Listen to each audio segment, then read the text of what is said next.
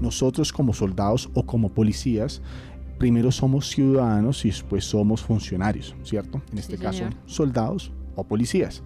Y que nunca perdemos nuestra condición de ciudadano, es decir, que tenemos unos derechos, pero también tenemos unos deberes.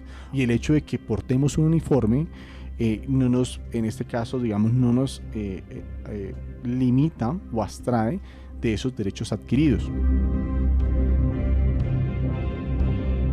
Fue en el año 95, mi papá fue asesinado por las Autodefensas Unidas de Colombia, y esto, pues, después del asesinato nos obligó a salir desplazados hacia Bucaramanga.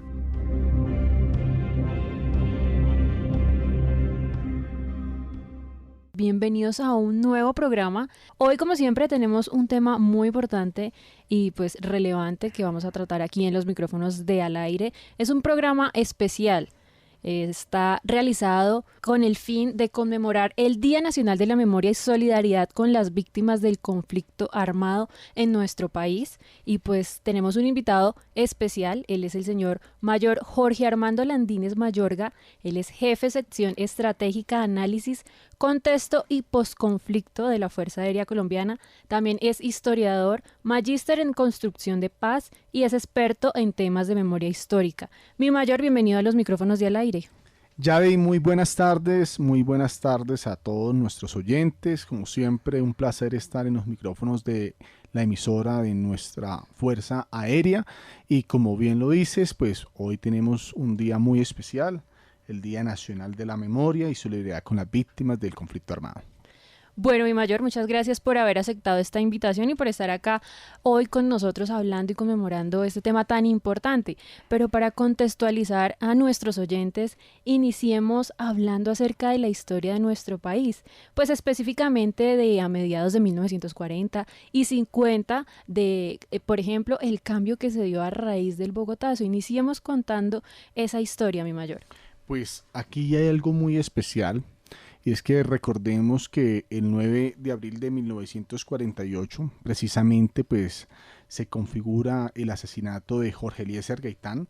Y el asesinato de Jorge Eliezer Gaitán pues va a tener, digamos, como muchos matices, ¿no? El primero y más especial es una convulsión política en la cual se encontraba Colombia en esos momentos. Recordemos una división bipartidista, partido liberal, partido conservador, y cada uno pues quería llegar al poder. En esa pugna por el poder, pues es que, digamos, se genera la muerte de Jorge Eliezer Gaitán, lo cual va a llevar a una convulsión social muy grande, precisamente acá en Bogotá, pero también en ciertas regiones del país donde la violencia se va, digamos, a incrementar y va a producir la muerte de muchos colombianos. Ese día, para hablar del caso bogotano, se queman iglesias, se queman edificios de ministerio y se ataca cualquier infraestructura o a cualquier persona que pueda tener relación, en este caso, con el conservadurismo o con la institucionalidad. Y van a ser, digamos, un día muy gris para Colombia porque va a generar la muerte de más colombianos y va a desatar un proceso de violencia que va a seguir, digamos, en nuestro país y que, digamos, va a tener también una conexión más adelante a partir de la generación de guerrillas, en este caso, y la violencia que se va a producir en la década de los 60, 70, 80 y 90. Bueno, mi Mayor, gracias por contextualizarnos y por hablar acerca de esa historia, pero entonces hablemosle a nuestros oyentes específicamente del Día Nacional de la Memoria y Solidaridad con las Víctimas después de esta historia, porque cada 9 de abril conmemoramos este día. ¿Qué significado tiene? Bueno, el significado precisamente es a partir de un hecho que es emblemático, que es histórico, como la muerte de este caudillo liberal. Sí, señor. Y se va a tomar esta fecha porque a partir de esta fecha no solamente va a suceder diferentes hechos de violencia, sino que también algunos teóricos plantean que desde ese momento el conflicto también se exacerba. Entonces, el 9 de abril va a ser en este caso, a partir de la ley 1448, en el artículo 142, se toma como la fecha para conmemorar el Día Nacional de la Memoria y de las Víctimas en Colombia. Desde ese momento, a partir de la ley 1448, se ordena la realización de eventos y actividades que busquen visibilizar, dignificar y reconocer a los colombianos que han sido víctimas en el marco del conflicto. Inclusive, algo muy importante, Yavi, que también plantea la ley, es que el Congreso de la República ese día debe reunirse para escuchar a las víctimas del conflicto en una sesión permanente. Entonces es bien importante porque a diferencia de otros países y de otros estados, pues esta ley marca un antes y un después. Claro. Es tan importante porque a partir de esta ley también un reconocimiento de que en Colombia existe un conflicto armado. Antes no se reconocía. Hablábamos de problemas de orden público y vas a escuchar mucho estas dos palabras cuando no solamente escuchas de pronto documentales de la época, sino también cuando haces investigación, en los textos vas a encontrar mucho es la palabra problemas de orden público, pero pocas veces vas a encontrar la palabra conflicto armado. Era una de las preguntas que me surgía y era saber si antes del 9 de abril, ¿cómo eran reconocidas esas víctimas o esos hechos? Si no existía, pues, el día específico.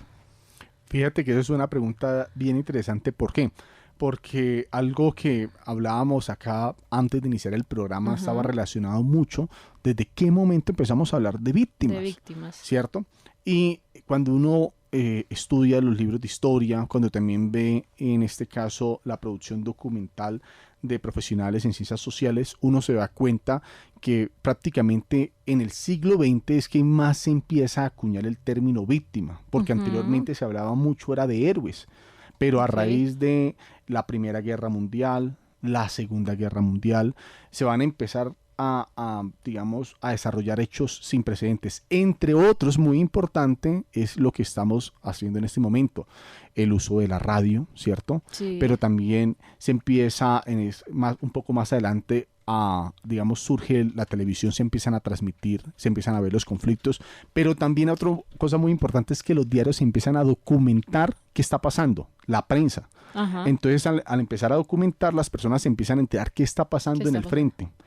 Como así que los jóvenes que en este momento hacen parte de un país están yendo a pelear a Francia y están muriendo en las trincheras, los están en este caso masacrando, y muchas de esas personas crecieron por poner un ejemplo, en esta localidad, en este barrio. Entonces las personas en la sociedad se empiezan a cuestionar mucho eso.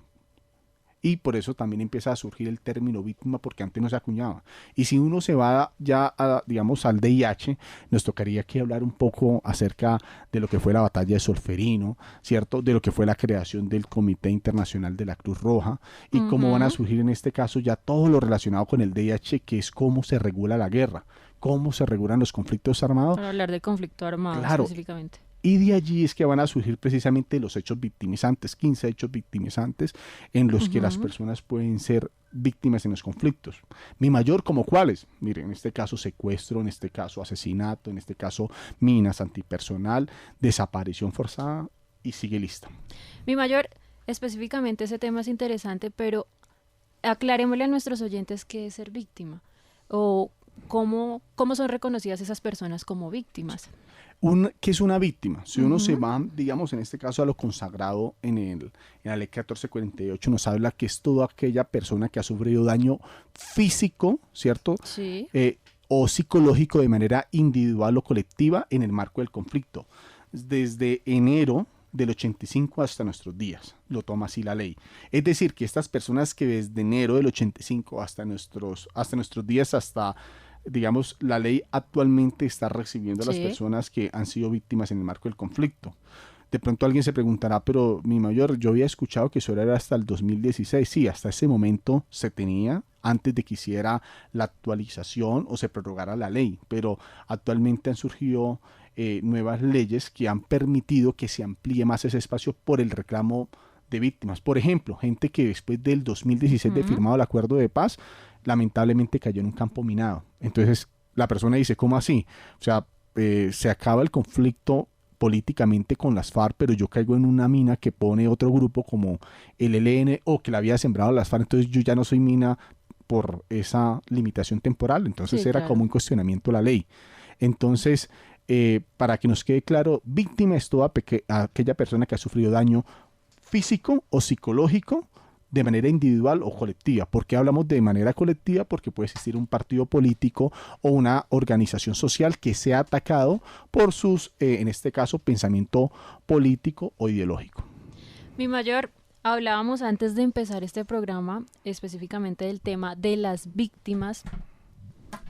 Y cuando decíamos si un militar o un policía era víctima o no, aclarémosle un poco más de este tema a nuestros oyentes. Bueno, eso es un tema muy interesante, inclusive ha sido un tema muy tratado por diferentes, en este caso teóricos, pero yo me referiré en este caso al doctor Giancarlo Mejía Suero, un jurista muy reputado en nuestro país, doctor en Derecho, y él en un documento académico plantea el título Soldado Ciudadano. Entonces, él plantea que nosotros como soldados o como policías, primero somos ciudadanos y después somos funcionarios, ¿cierto? En este caso, soldados o policías.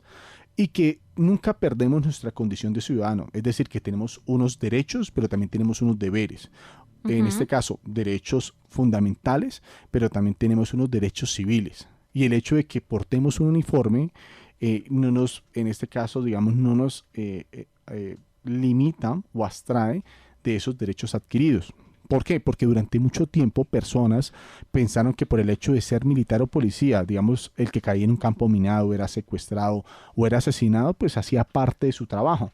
Inclusive, te cuento que yo tuve discusiones cuando hacía mi maestría en la Universidad de los Andes con personas que, pese a que eran preparadas, habían estudiado, consideraban que el militar y el policía no eran víctimas porque para eso se habían elegido, digamos, la carrera de las armas.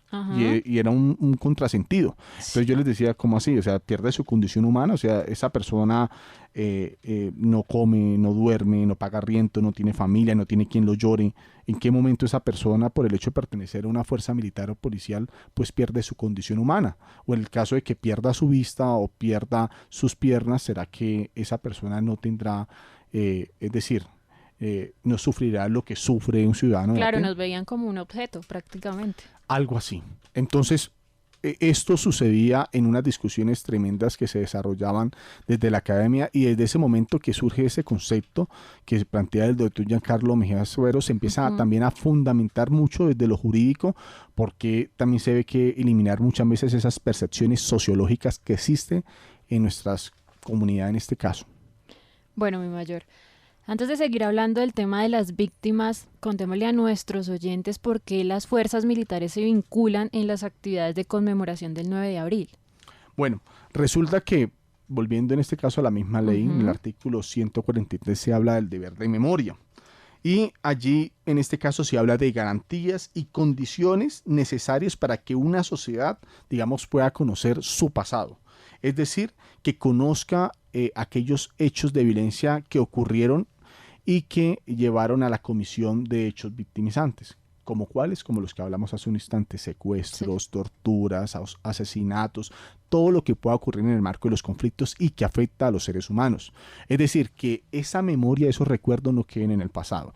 Para que nos entiendan un poco nuestros oyentes, yo sé que muchos de nosotros hemos escuchado, en este caso, a Ana Frank, ¿cierto? Sí, señor. Y Ana Frank, en este caso, es un referente mundial porque hacía parte de una comunidad judía, porque esa comunidad fue perseguida por los nazis, porque ella era una niña en el momento que suceden los hechos y porque ella realizó un registro en su diario. Por eso se llama la novela El Diario, de Ana Frank.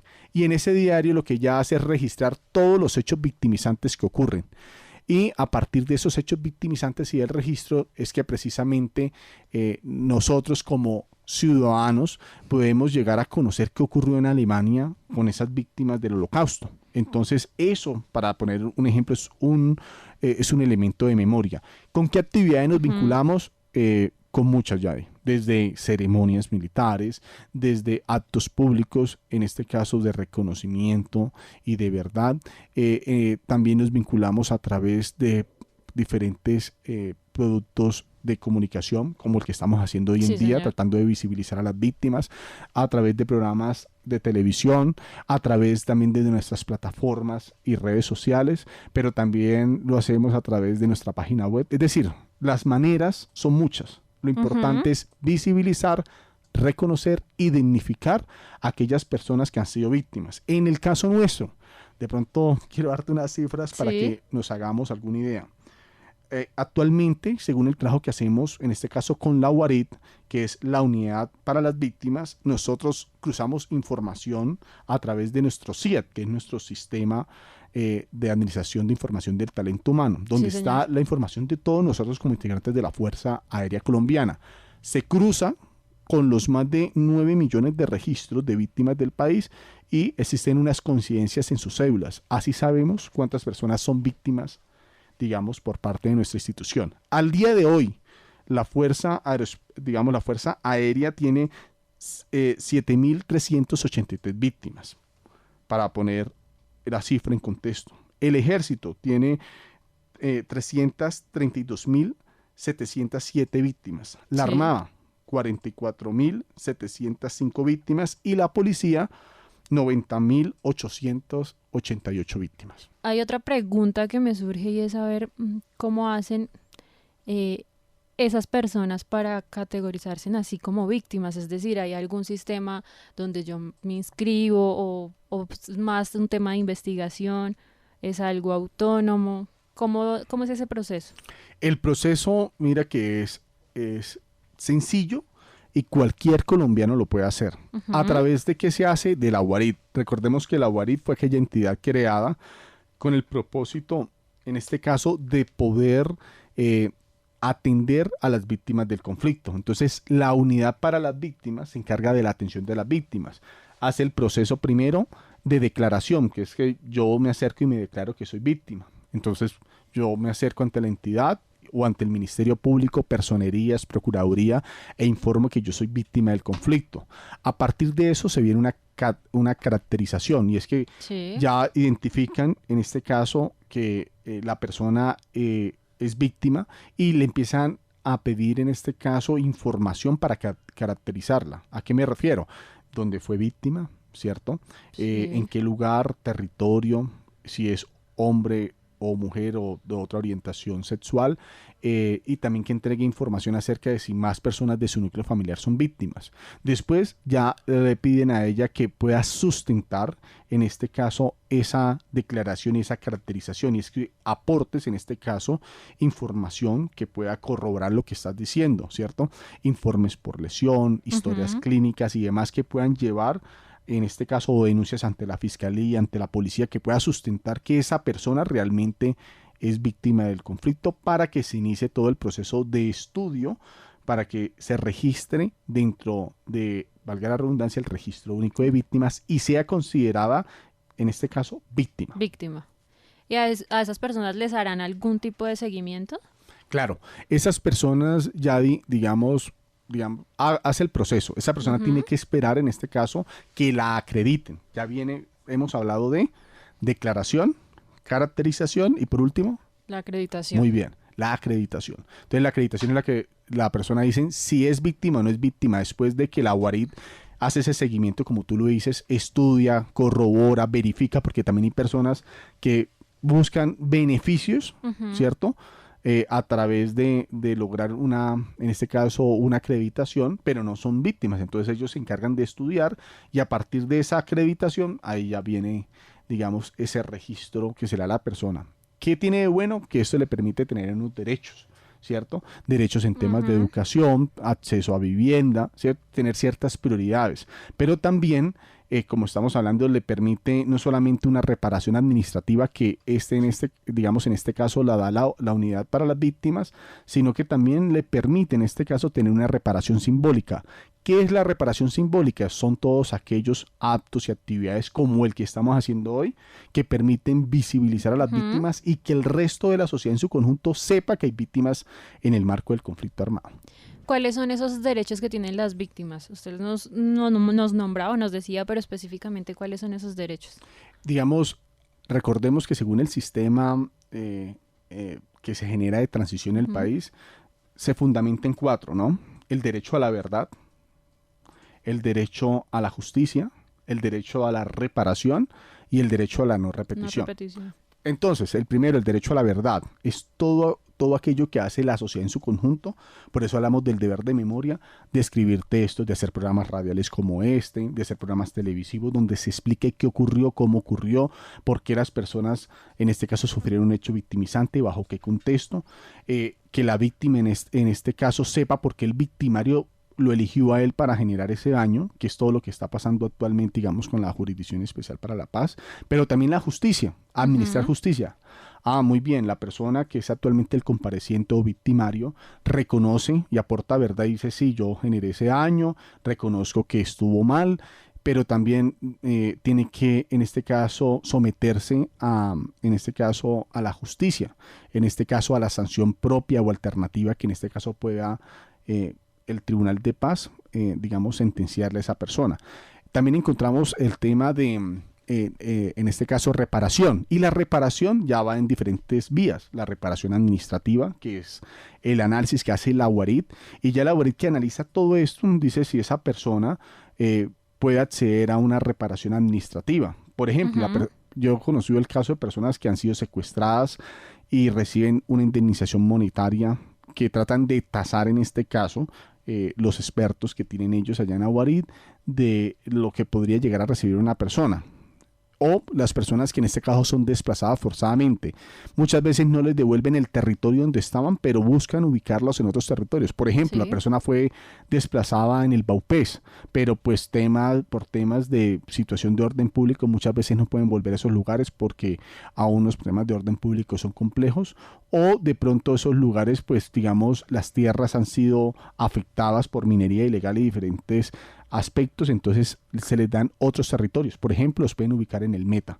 Y la reparación simbólica, que en este caso, pues ahorita la estábamos tocando un poco, que es toda la parte que podemos hacer a través de medios, de investigaciones académicas, artísticas y demás. Y por último, la no repetición, que es lo que se usa con todo esto, que es cómo el Estado garantiza a esas personas que no van a volver, en este caso, a sufrir esos hechos graves de violencia que ya padecieron.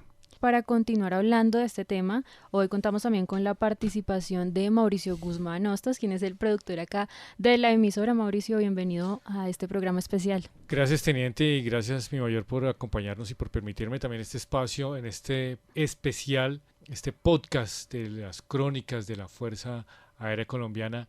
Y quiero preguntar algo que es, habitualmente, hablando de las víctimas, pues es muy complicado, primero, tratar de que salgan de su situación, de un momento muy difícil, reponerse psicológica, física, humanamente, además, y que ayuden de algún modo a ese momento de verdad para buscar incluso a los victimarios, para que incluso se manifieste la verdad allí. ¿Qué tan complicado, mi mayor, es, hablando de las víctimas, digamos, de este lado, hablamos nosotros como Fuerza Aérea, militares que hacen parte o que sufrieron un hecho victimizante, que luego estén dispuestos a aportar para esclarecer toda esta situación y poder llegar a un momento como la verdad, la no reparación, la reparación y la no repetición? Es muy complicado el acercamiento por parte de las víctimas que decidan, yo quiero aportar con mi experiencia. Digamos, esa pregunta es bastante importante, Mauricio. ¿Por qué? Porque resulta que, digamos, el trabajo que se hizo con la Comisión de la Verdad en su momento, que precisamente buscaba esclarecer la verdad del conflicto, aquí se presentaron, digamos, varias situaciones. En un primer intento, recordemos que la misión de organismos como este es aportar a la verdad, es decir, poner en un plano todas las versiones del conflicto que aporten a comprender qué fue lo que sucedió, ¿cierto? Partiendo de que no hay una sola verdad, pueden existir muchas verdades, ¿cierto? Puede suceder un hecho en este momento y de pronto muchos de nosotros tenemos una versión sobre qué sucedió. Entonces, cuando se ponen todas las verdades, todas las memorias sobre el plano, pues es mucho más fácil entender qué sucedió. Digamos, este hecho fue uno de los hechos más criticados en su momento a la Comisión de la Verdad, porque se decía que se escuchaba más unas partes que a otra. Hubo mucha, en este caso, crítica, porque se consideraba que a la institucionalidad no se escuchaba tanto como si se escuchaba a otros sectores. Entonces, en parte se le recordaba a la comisión de que en el caso que le leí hace poco, más de 400.000 integrantes de fuerzas militares y de policía han sido víctimas. O sea, no es una cifra menor. Si nos ponemos a verlo desde el punto de organizaciones sociales, es la organización de víctimas más grande que hay en el país. No hay otra que tenga ese número. Pero muchas veces acá se manejan pues situaciones que también tienen trasfondos políticos, ¿cierto? Digamos, esto muchas veces no era, tan aceptado, y por eso hubo situaciones, porque muchas veces se trataba de ver al Estado, en este caso, como casi único responsable de lo que sucedía. Obviamente, como todos los conflictos, pues el Estado tiene un grado de responsabilidad, pero no es el único responsable, ¿cierto?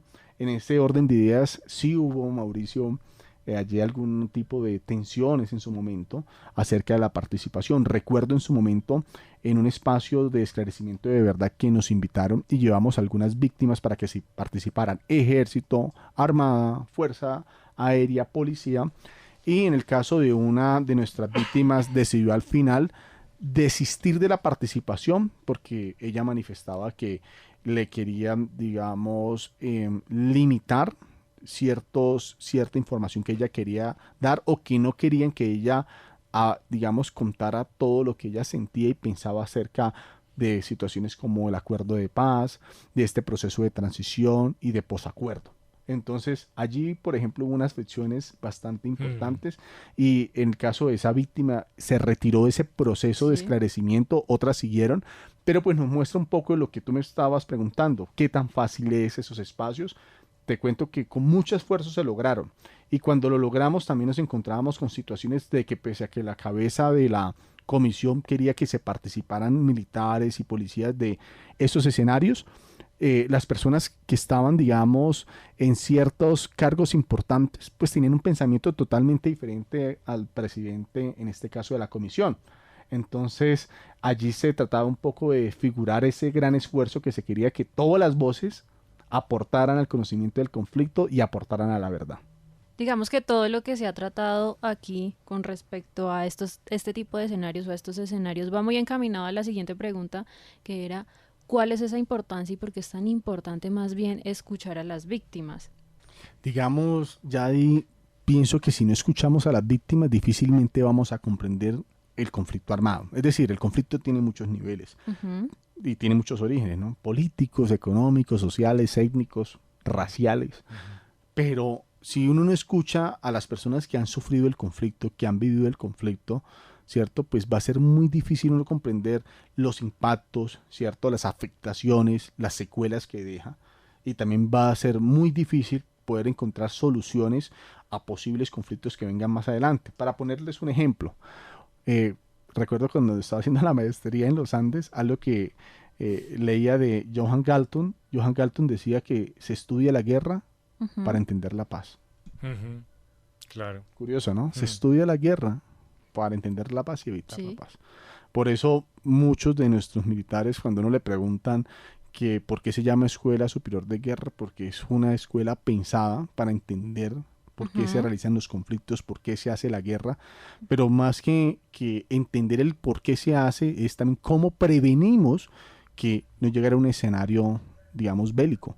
Entonces, allí yo pienso que esto es no solo importante, sino que también poder escuchar nosotros a las víctimas nos va a permitir, pues, entender mejor los conflictos, va a permitir que una sociedad sane, va a permitir que las víctimas sientan realmente una reconciliación, va a permitir que las víctimas perdonen, va a permitir que las víctimas acaben con el odio o con la venganza que está en su corazón, porque voy a ponerles un ejemplo: si alguno de ustedes de pronto les asesinaran a sus padres, yo creo que ese sentimiento va a quedar ahí por mucho tiempo. Claro. Y si realmente no hay actos en este caso que permitan, digamos, como percatarse que hay un arrepentimiento, ¿cierto? Pues difícilmente vamos a perdonar a esa persona o a ese actor. Entonces, cuando no hay una muestra genuina, en este caso de perdón, pues difícilmente va a haber reconciliación y mucho menos convivencia. Por eso, cuando se habla de temas de paz, uno siempre dice que es un escenario ideal, porque lograr la paz realmente es muy complejo. complejo lograr la paz, alcanzar el perdón y que una víctima pueda de verdad perdonar y que con el trabajo que se haga, no solo conmemorando con el 9 de abril y todas las actividades que se realizan, pues logremos visibilizar, pero yo creo, mi mayor, que lo más difícil también es dignificar, ¿no? Porque cómo le devuelve uno a una persona que fue víctima esa dignidad, no sé, mi mayor, yo sé que ha tenido diferentes entrevistas, conoce víctimas, ¿qué ha escuchado de ellos, de voces de ellos que cuenten o que digan o que sea muy difícil o que tenga alguna anécdota o una historia que nos quiera contar aquí al respecto? Digamos, ahí hay muchas historias y eso es bien, digamos, bien apropiado en este espacio, pues tratarlo. Y es que cuando hablamos de dignidad, muchas veces las personas, o en este caso las víctimas y sus familias, es sobre ese recuerdo que queda de su ser querido, Sí. ¿cierto? En cuanto a los hechos que él sufrió, en cuanto a él que estaba haciendo. Entonces, muchas veces ellos no quieren que se quede como una cifra fría. ¿A qué me Ujú. refiero? Acá hablamos ahorita de unas cifras, ¿cierto? Sí. Entonces, imaginémonos que son más de 475.000. Entonces, eso es una cifra muy grande, inclusive uno, y de esos, cada dígito representa una persona, una vida. Muchas veces las personas hablan de en clave de dignidad es cómo va a ser recordado mi familiar, mi ser querido, Ujú. mi esposo, ¿cierto? ¿Cómo va a ser recordado él que fue detenido, que fue torturado, que fue desaparecido y que lo botaron en una, digamos, en una fosa o en una zanja y que después lo lograron identificar a través de, en este caso, una investigación forense? ¿Cómo lo recuerda, en este caso, una institución? ¿Cómo lo recuerda una sociedad? Entonces, ahí es donde entra el enclave de la dignidad, ¿cierto? De que se hable de, en el marco de que esa persona fue víctima y que se hable con la verdad.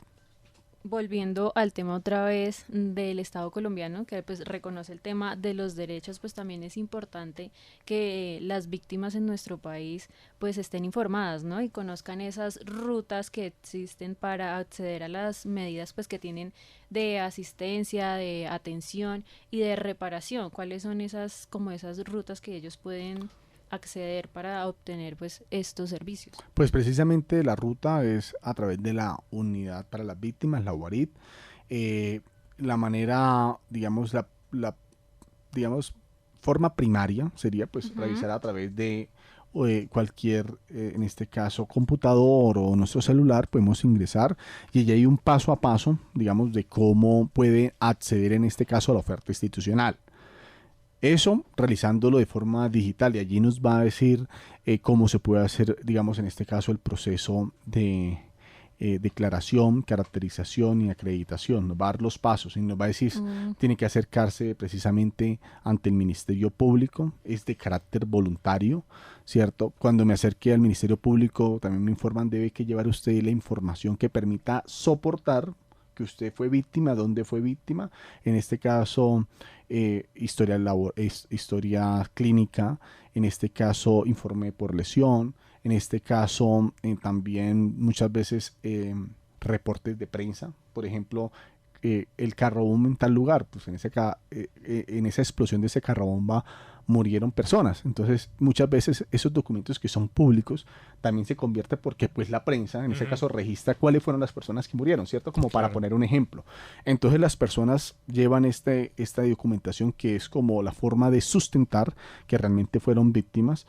En este caso lo hace la UARIT, como hablamos hace un instante ya, y con el propósito de ellos poder tener la certeza de corroborar que esa persona que se Ujú. está acercando sí fue víctima y de que de pronto no es una persona que se quiere pasar como víctima porque ha sucedido ciertos casos para obtener beneficios, en este caso sobre todo una reparación administrativa, ¿cierto? Posteriormente a que se acerca allá a la UARIT, que hace su proceso de, en este caso, declaración, caracterización, posteriormente ya viene la acreditación, que es cuando le dicen usted si es víctima del conflicto, ya pudimos corroborar efectivamente la información que usted nos acercó, es completamente clara, precisa y legal y se le da en este caso una resolución donde la UARID certifica que usted es víctima del conflicto y esa certificación en este caso le permite a la persona tener diferentes, en este caso, ofertas, oferta educativa, oferta en vivienda,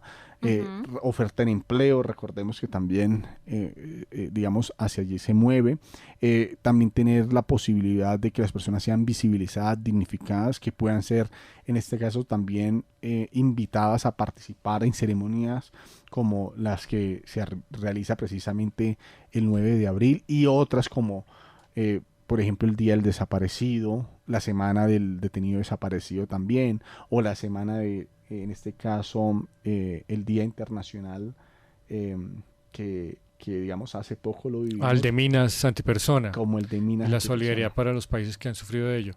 A respecto, mi mayor, bueno, hoy estamos en este marco, en este podcast, hablando de la conmemoración del 9 de abril, como las víctimas del conflicto, pero también hay un trabajo que se hace por parte de nuestras fuerzas militares de evitar que haya más víctimas que ni siquiera saben que pueden ocurrir, por ejemplo, en nuestros campos colombianos, porque están llenos de minas. ¿Qué hay que decir al respecto sobre eso y cómo desembocamos en este espacio de las víctimas? O sea, como cualquier persona puede ser víctima potencial en un campo cuando, si no sabe por dónde va caminando, uno inocentemente creería que nuestros campos están limpios, pero puede ocurrir esto que hace parte del conflicto y que alguien puede caer allí. ¿Cómo se entrelazan esas dos actividades? La celebración que ya se pasó de las minas antipersona con esto del 9 de abril, que son las víctimas del conflicto. Pues, Mauricio, hay dos cosas importantes. Una, ambas son conmemoraciones y ambas, digamos, en este caso son días, uno nacional y otro internacional, que buscan a través, uno de organismo internacional como es el de Minas y otro a través del Congreso de la República, a través de una ley que busca precisamente visibilizar, dignificar y reconocer a las víctimas de diferentes hechos victimizantes. En el caso de las minas, pues ya sabemos que es dentro del DIH, que son minas antipersona, pero en el Día Nacional de las Víctimas entran todos los hechos victimizantes, para poner un ejemplo. Digamos, es como una característica importante. Dos, que ambas buscan, digamos en este caso, como nos decía Yadi, reconocer y dignificar a esas personas que han sufrido un hecho victimizante. El otro cuestionamiento que tú hacías, que me parece bien importante, es muchas de estas personas, recordemos que en países como el nuestro que está en conflicto, es decir, estamos en un escenario de posacuerdo, implementando el acuerdo de paz que se firmó con las FARC, pero estamos en un escenario también de conflicto, es decir, hay conflicto con otros grupos armados.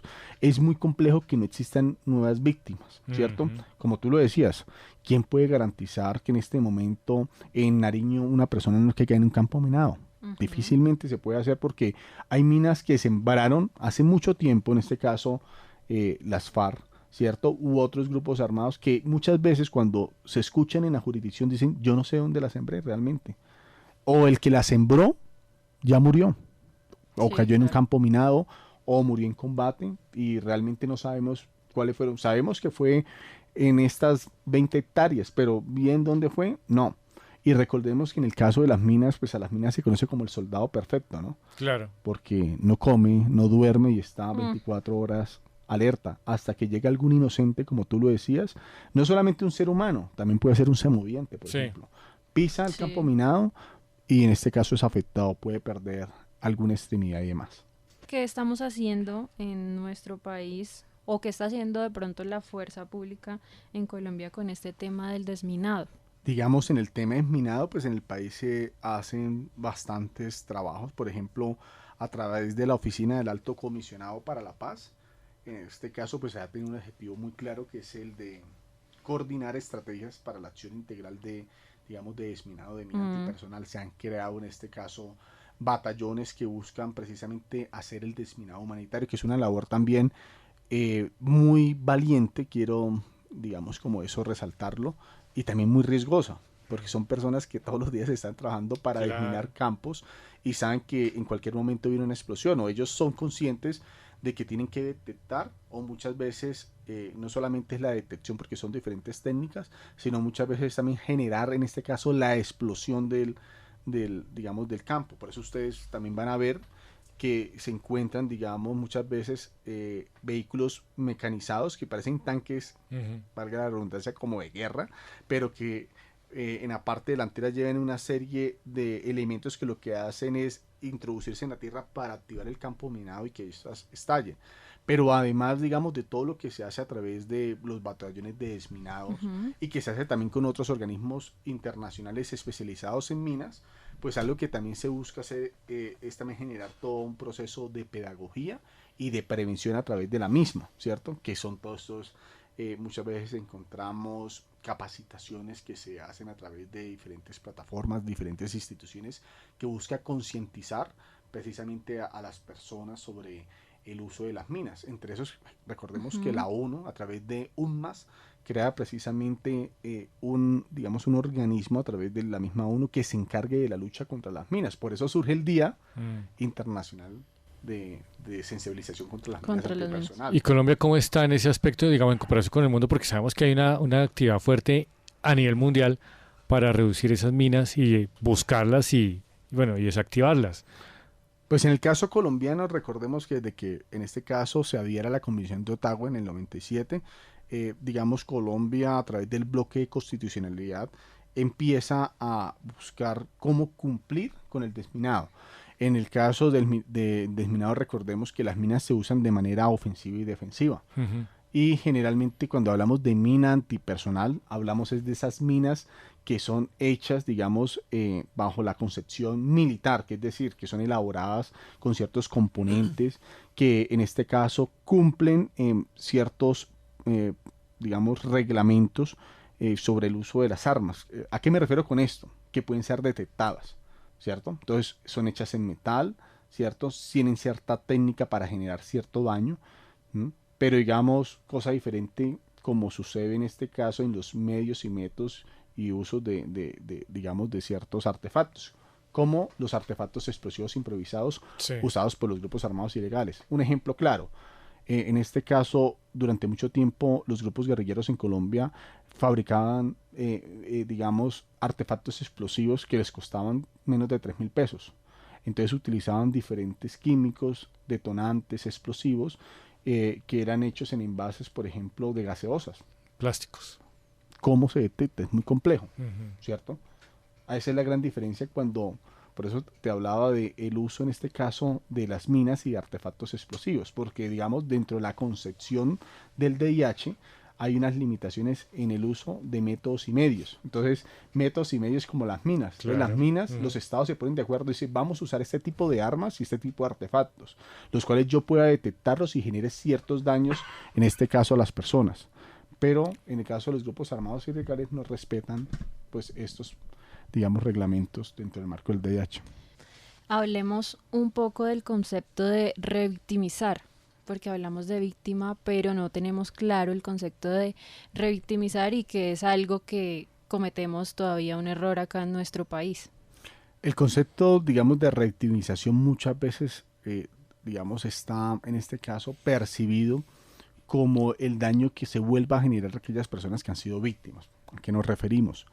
Muchas veces con el propio lenguaje uno puede revictimizar a las personas, ¿cierto? Ujú. Entonces, muchas veces cuando a esas personas se, digamos, puede ofenderse en el uso de los términos que se usa para referirse a diferentes víctimas del conflicto, ¿cierto? En el caso, digamos, de minas antipersona. Entonces, cuando trabajé en este caso en talleres de memoria con víctimas de mina antipersonal, Ujú. ellos algo que decían que una manera de revictimizarlos a ellos era limitándolos. Entonces ellos decían que el único límite que ellos tenían era el límite mental, ¿cierto? Porque si bien Sí. perdieron si bien tuvieron en este caso la pérdida de una extremidad, de un pie, de un brazo, eso no los iba a limitar a ellos.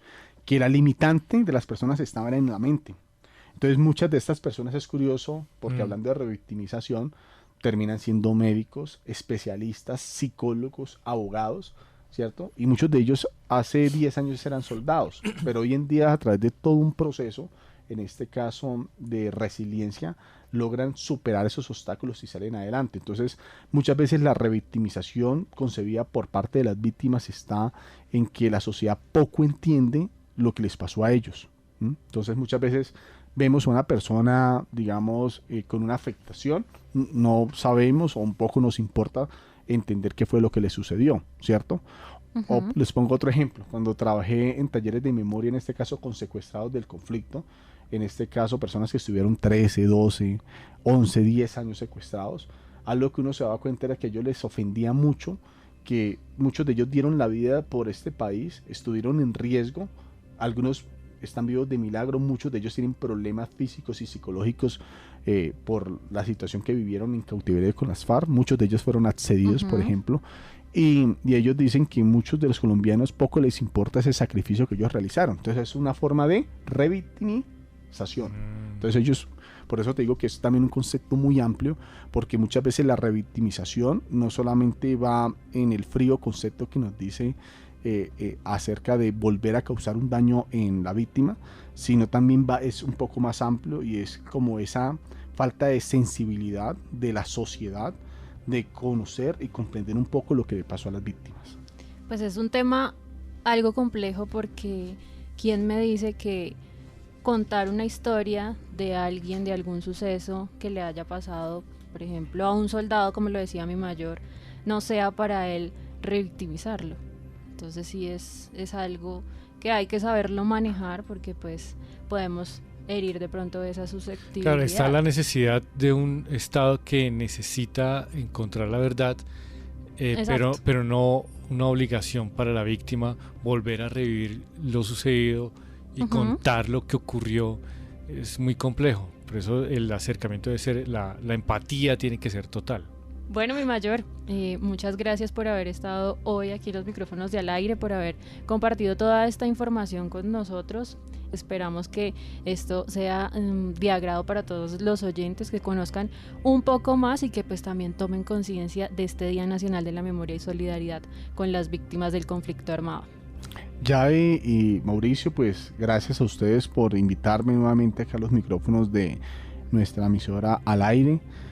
Muchas gracias a nuestra Fuerza Aérea, que siempre se sensibiliza, acompaña, está preocupada por visibilizar, dignificar y reconocer a las víctimas del conflicto, en especial a esas 7.383 integrantes de nuestra Fuerza Aérea que en el marco del conflicto y en cumplimiento de su deber constitucional pues han sido víctimas del conflicto. El respeto, nuestra admiración y un saludo a esas familias de esos héroes.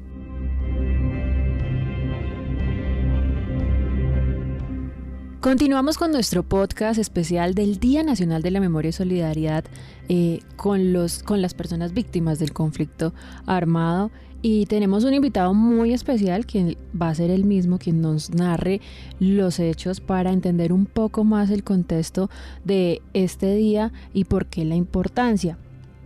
Tenemos en los micrófonos de Al Aire al señor técnico primero, Freddy Vergel.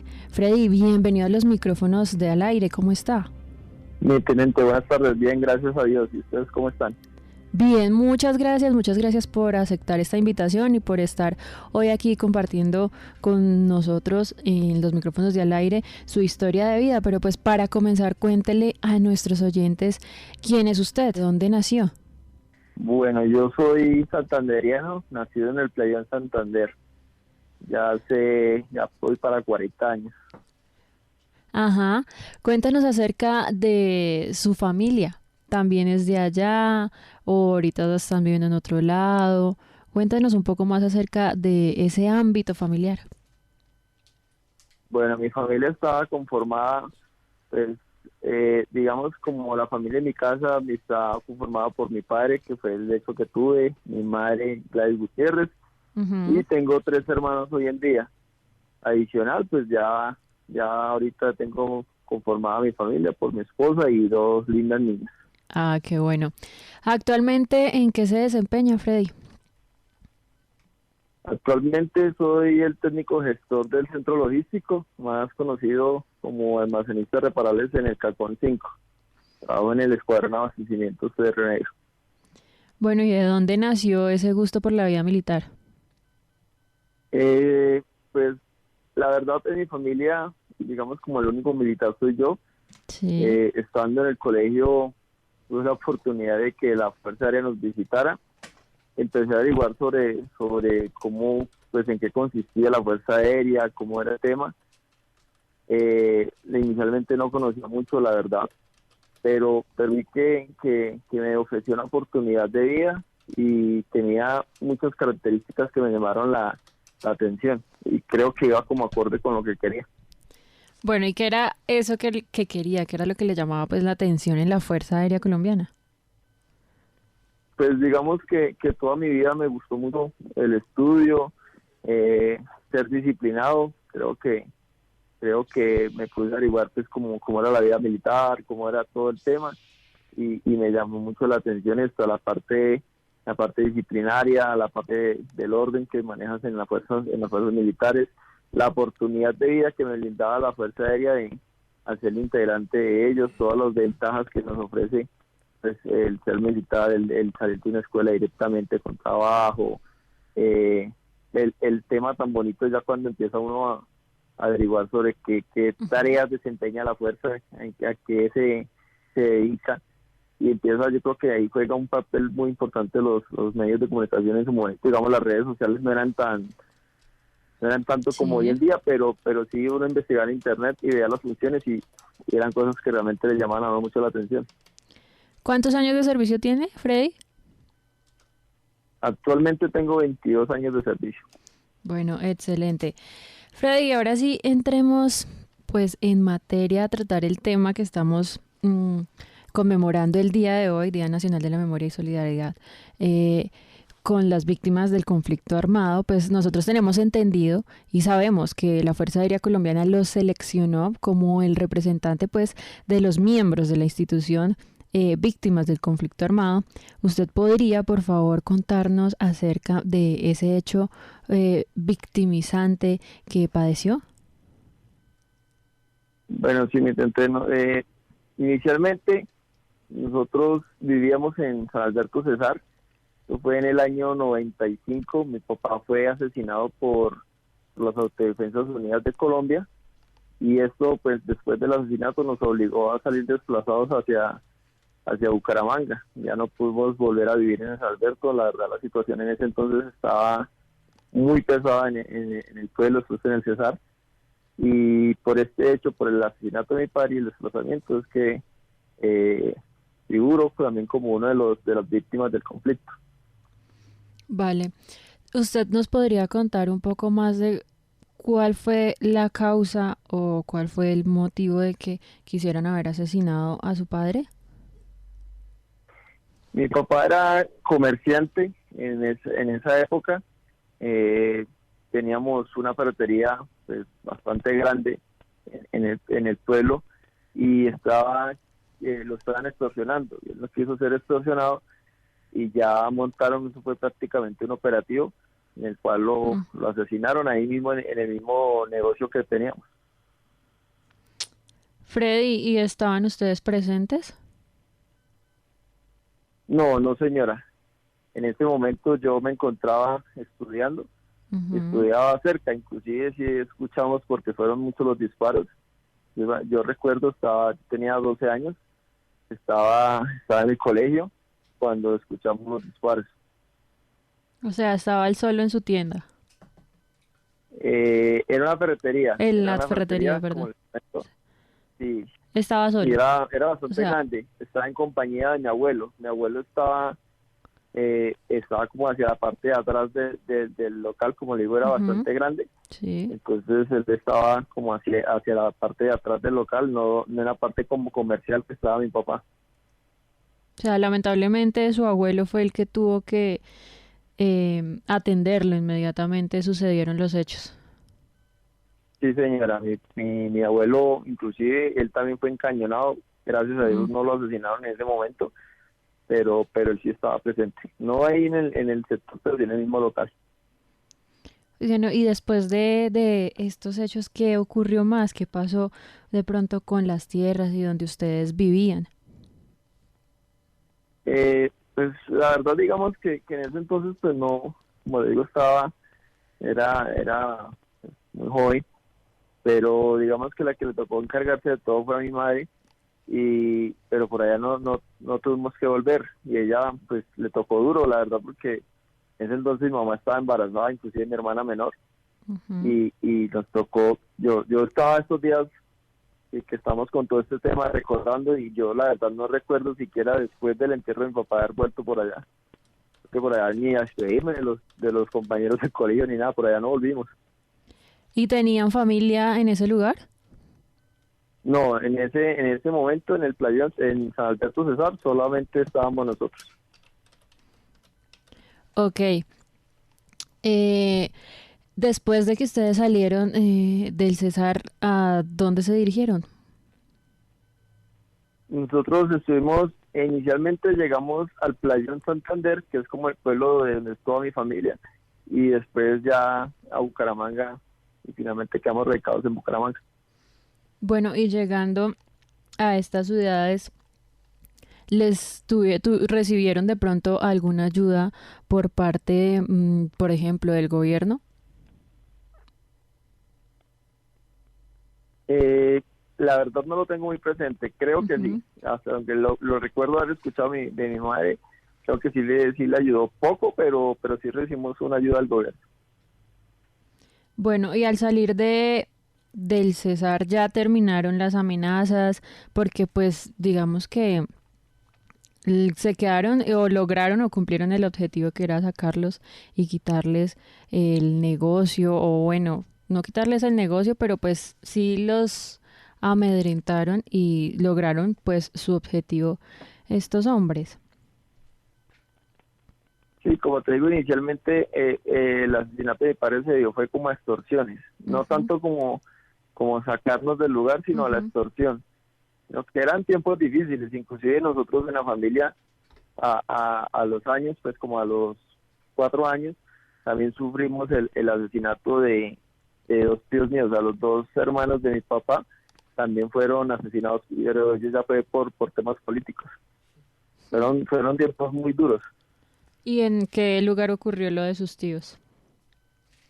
Eso ocurrió entre el Playén y el San Alberto, unos corregimientos, ellos realmente no fueron en el municipio, sino fueron llevados hasta donde tenían como, donde operaban, digamos, estos Sí. grupos en su momento. Freddy, bueno, usted me dijo que su hermana menor, bueno, es mujer. ¿Usted es el mayor? Sí, señora, yo soy el mayor, tengo una hermana a la que le llevo 2 años Ujú. y tengo mi hermana menor, que era la que se encontraba mi mamá embarazada en ese momento de ella. O sea que usted le tocó tomar como ese papel del hombre de la casa o la representación masculina. Sí, la verdad que sí, a pesar de ser muy pequeñito, Sí. es la hora, a pesar del ¿Cuántos tiempo, mi años era hermana que menor me tenía? llama papá. Yo tenía 12 años, Ujú. pero ya con el tiempo es muy chistoso. Tengo mi hermana menor me llama papi, me dice papá a mí. Sí. Pero bueno, ¿y cómo enfrentó usted ese proceso? Pues es que enfrentarlo como tal, yo creo que es complicado, ¿no? Ujú. Nadie lo prepara para esas cosas, ¿no? Como le digo, al momento estaba pequeño. Yo creo que es más por la compañía de mi mamá, mi familia, fueron las que tuvieron que soportar más como este tema, porque en el momento pues uno de joven no dimensiona todo Sí. lo que esto conlleva. Bueno, digamos que el apoyo para ir, es más bien ir como superando ese proceso, ha sido su familia, su mamá. Sí, sí, la verdad es que sí, yo creo que es como ir superando, yo creo inclusive a pesar de los años, hay momentos donde uno se pone a pensar qué habría sido de la vida de nosotros, donde no hubieran ocurrido estas cosas. Sí, Ujú. donde digamos mi papá nos hubiera estado acompañando todo este tiempo. Sí, claro, es entendible. Freddy, pregunta pues para que de pronto nos responda desde su experiencia y lo que le sucedió. ¿Qué significa para usted haber sido víctima del conflicto armado?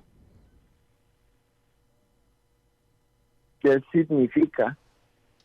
No, pues yo que como le comentaba es difícil, o sea, realmente es una situación muy complicada, es algo como le comentaba ahorita que nadie lo prepara a uno para esta situación, creo que nadie está esperando eso, entonces es complicado, aunque gracias a Dios pues ya ahí, digamos, hablando de lo que está pasando hoy en día, el Sí, Día señor. Nacional de la Memoria, pues por lo menos creo que es gratificante en este momento, después de todo lo sucedido, que se nos tenga en cuenta. Ahorita, pues, ser víctima no es algo que uno vaya comentándole a todo el mundo, pero es gratificante que se nos reconozca, que se vea que les importamos, ¿sí? A pesar de ser militares y a pesar de haber sufrido estas cosas del conflicto, y hayamos decidido dedicarnos a nuestra nación, a ponerle la frente, digamos, a todo esto, a ser parte inclusive de este conflicto, pero ya desde la parte de ser militar al lado del Estado. Es gratificante, pues, que se nos visibilice que estamos aquí para ellos. Bueno, excelente, porque esa era una de las preguntas que le queríamos hacer acá en los micrófonos de Al Aire, que nos contara cuál era la importancia que tienen las conmemoraciones que se están llevando a cabo el día de hoy para las víctimas del conflicto armado. Sí, creo que, como le comentaba, mi cliente, es importante y es de orgullecerse. O sea, entiendo que solamente nombraron, estamos representando 3 personas, en este caso a la Fuerza Aérea. Y inclusive para mí como víctima es sorprendente enterarme de que somos más de 7,000 víctimas en la Fuerza Aérea. Entonces, lograr representarlos y que la gente sepa que nosotros, a pesar de ser militares, de tener esta investidura, también hemos sido víctimas del conflicto. No somos ajenos a lo que pasa en el país o a lo que pasó en el país, sino que nosotros también como militares, como colombianos, también hacemos parte de esto. Excelente, sí, claro que sí, Freddy. Freddy, cuéntanos, de casualidad, pues que me imagino que sí, pero queremos saberlo es desde tus palabras y desde tu experiencia, ¿has encontrado más personas que también hayan sido víctimas del conflicto? Sí, claro que sí. Como te digo, somos más de 7,000 personas. Solo en la Fuerza Aérea somos más de 7,000 personas.